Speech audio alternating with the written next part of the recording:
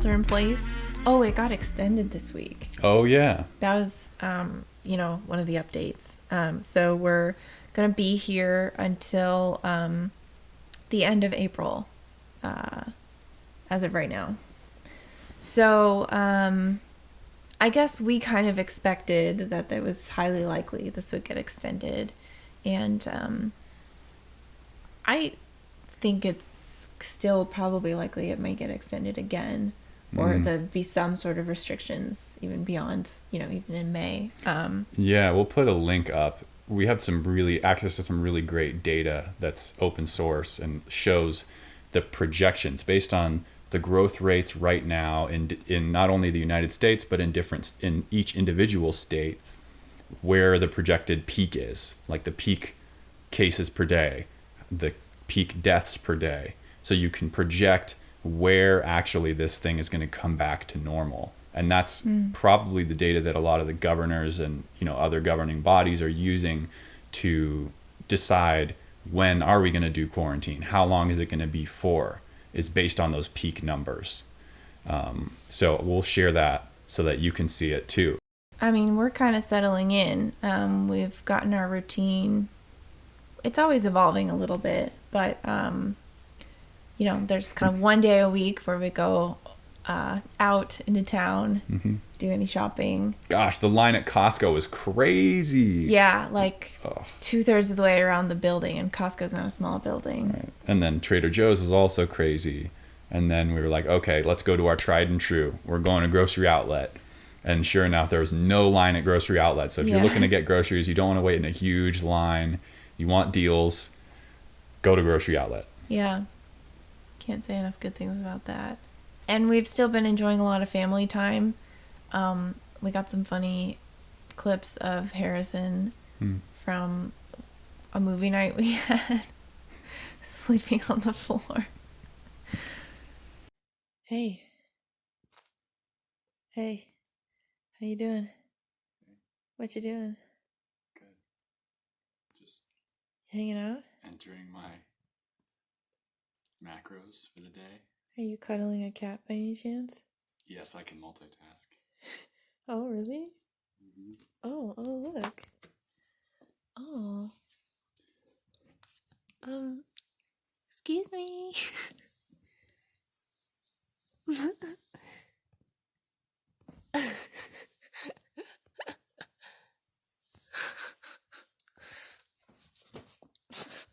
Actually, I can't. I lied. This is all I can do. But just go, little buddy. He picks the best spots, doesn't he? He does. We just watched Captain America. And he slept like this. He was literally, except the blanket was up here. Like in a tent. So Harrison just found literally the best spot ever for quarantine. Like a cozy fortress. Yeah. Socially isolating himself. Doing his part. He's so cute. He's a good boy. He's like a baby. Oh, can you hear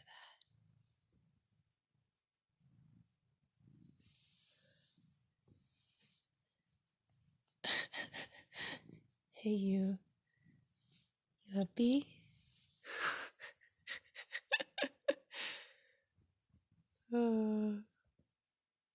Part of me wants to bug him. Part of me wants to see how long he'll stay there. Let's let him stay. Okay. He's so cute. I just want to bother him. Yeah. You ever fallen asleep drunk on a couch? It's been a while, but yes. And then you just, there is to do is just let the person be. Alright, fine. This week, I was writing in my journal one morning, and it was Thursday morning, and I was like, I've been dealing with some digestive issues, chronic digestive issues, a lot of belching, some gas, and I just was like, oh my gosh, I need to deal with this. And I ended my morning practice. I have a morning routine of going outside and breathing, doing some deep breathing, doing some movement, some yoga kind of practices, And I come inside after my practice and I write in my journal, if I really want to deal with this and take this to the next level, to address this issue that's been going on for so long, I'm going to need to get laser with my diet. And that evening, I'm brushing teeth with Geneva, and she says, hey, do you want to go on an elimination diet with me?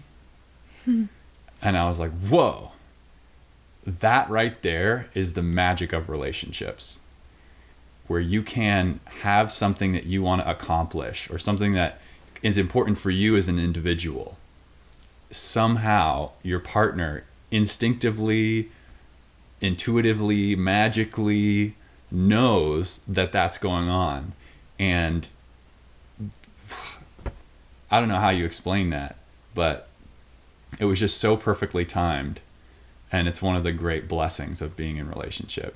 What we're doing over the next 3 days, starting today, is we're doing a 3-day, call it a cleanse or a fast or an elimination diet, whatever you want. But we're in a 3-day cleansing process here. Yeah, we each have some, I guess I would say, chronic issues going on. Chronic makes it sound kind of pessimistic, but just like It does. chronic, like time, like yeah, like these over a long period of time, stuff. persistent things that we are taking the opportunity to deal with, and they're a little different for each of us, and so we've each designed what we want to try out as like a 3-day, okay, let's cut out anything questionable that we know of right now, and add in more good things. I had a big bowl of fruit for breakfast today, and so far so good. But I mean, we're really just a couple of hours into it. Yep, at we're this just point. just getting started. But Maybe we can include more clips of, during this of, oh no, we're gonna edit this today. yeah. Cut that out. Among the things that I'm doing for this 3-day process include what I've already been doing, which is cutting sugar and cutting caffeine and cutting alcohol. It's also the season of Lent in the Christian or Catholic tradition, which is how my mama raised me.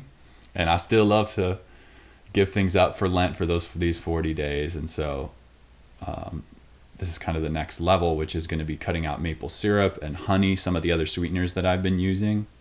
And like Geneva said, anything questionable, anything that makes me feel a little bit foggy headed or makes me feel just uneasy or makes something maybe feel off in my gut, to just like listen to the body, listen to the intuition, honoring the things, the voices inside that often don't get honored because I'm so focused on living day to day and just doing what I already do, just doing my regular routine.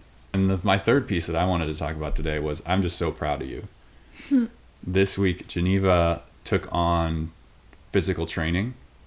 So she's been training hard this week, like 3 intense workouts, 2 days of stretching.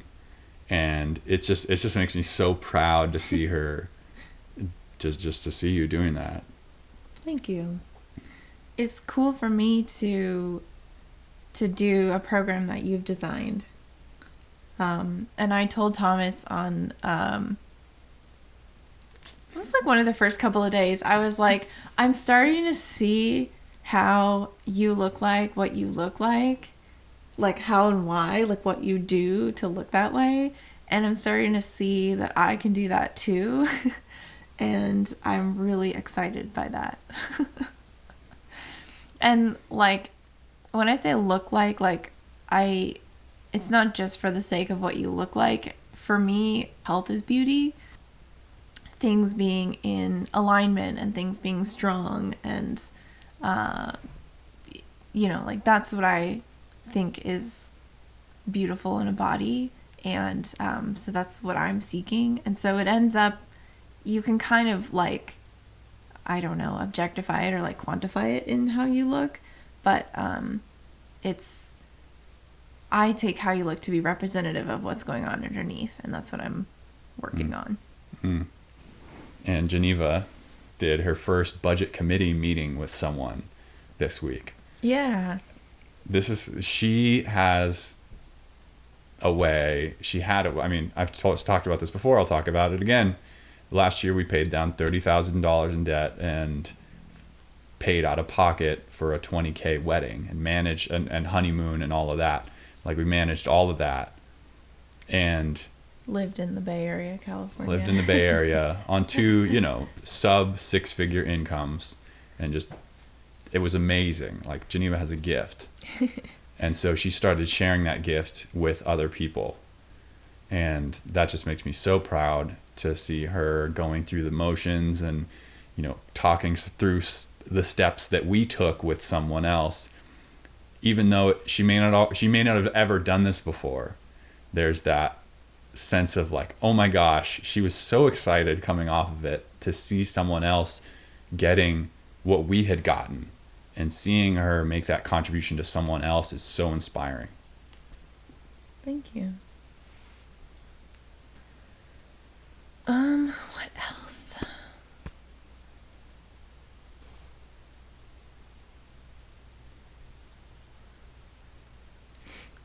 This week I did laundry. That was kind of a big deal. At home, we don't have a laundry machine. Yeah, there's no laundry facilities where we live, and so we had been going to the laundromat, and I'm actually assuming our laundromat might still be open, because I think it's important. I don't know. But we just kind of took it as an opportunity, or I just took it as an opportunity to say, hey, could I do this at home with what we already have? So it took me a few days because I didn't want to do all the loads in one day, because you have to do smaller loads. But I figured out how to do laundry in our kitchen sink. And so it's nice and deep. Yeah, and so, it's funny when you want to do laundry in the kitchen sink, you have to clean the kitchen sink, so you have to do all the dishes and clean the sink, do your laundry. And then for me, I'm kind of nerdy in this way, but it's fun to like think about how to do things by hand, or like how to do things in an alternative way than how we usually do them. So I had a lot of fun figuring out where all we could hang drying laundry, and I guess we went so hard we actually broke our drying rack. Yeah. So we got to repair that. But when it's sunny, hanging things outside and kind of rotating things, like checking every now and then, oh, something's dry, oh, like spread out the rest of the drying things. So that was fun. It's actually nice to it felt very like satisfying and simple. And it was cool to just be able to use the sink and the running water that we already have, and just to be able to accomplish something else with it. And one of the things we're really about is being self-sufficient and self-reliant.